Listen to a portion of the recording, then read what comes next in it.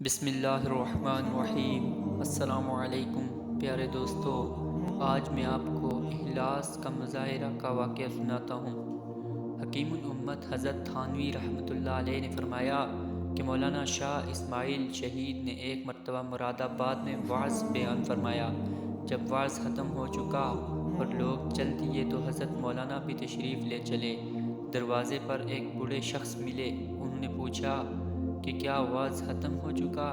لوگوں نے کہا ہاں ختم ہو چکا ہے۔ بوڑھے نے بہت افسوس کیا کہ میں وعظ سے محروم رہا۔ انا للہ و انا الیہ راجعون کہا۔ حضرت مولانا نے فرمایا کہ تم افسوس نہ کرو، میں تمہیں بھی وعظ سنا دوں گا، اور لوگوں سے فرمایا کہ آپ لوگ جائیے اور بوڑھے شخص کو مسجد میں لے جا کر کل وعظ شروع سے اخیر تک جو پہلے بیان ہو چکا تھا پھر سے سنا دیا۔